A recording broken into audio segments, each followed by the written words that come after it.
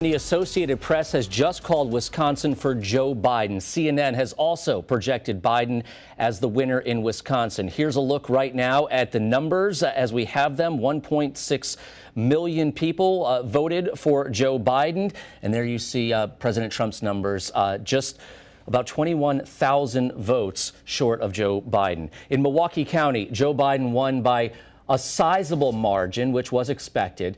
And we also want to show you Kenosha County as well. That is a pivot county in the state that has flipped in the past between Democrats and Republicans. Here's a look at the results there. You can see the president. He campaigned heavily there in Kenosha County. He won that county. Now we're going to flip it over to Racine County, another pivot county. You can see the president with 51% to Joe Biden's 47%.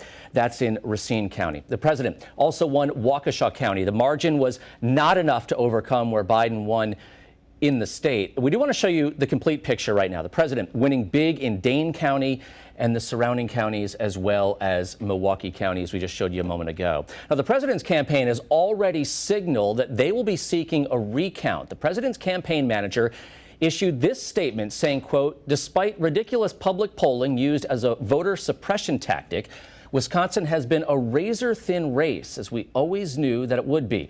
There have been reports of irregularities in several Wisconsin counties, which raise serious doubts about the validity of the results. The president is well within the threshold to request a recount, and we will immediately do so." Again, that's from the president's campaign.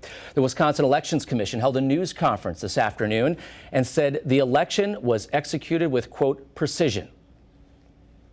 And elections are such a deliberate, meticulous process where each of our local election officials in our local communities are conducting this process in a public setting. Every piece of data is publicly available. And so there's no opportunity to add additional votes to the tally, right?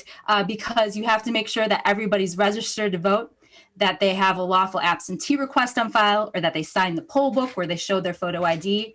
There is no opportunity to count a ballot that did not go through that incredibly meticulous process to make sure it was issued correctly, to make sure that it's counted correctly. And then again, it also has to go through those 3 steps of canvass at the municipal, the county, and the state level before we have certified results.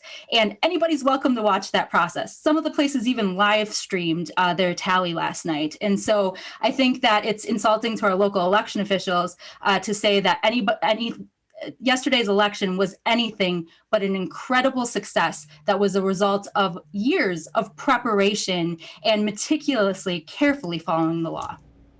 Megan Wolf with the Wisconsin Elections Commission said the canvass process, where they triple check results and certify them, will get underway as soon as today. For elections where more than 4,000 votes were cast, a candidate can request a recount if he or she trails the candidate by no more than 1% of the total votes cast. If the results are within those margins, the state is responsible for the costs. Right now, the race for president is within that 1% margin.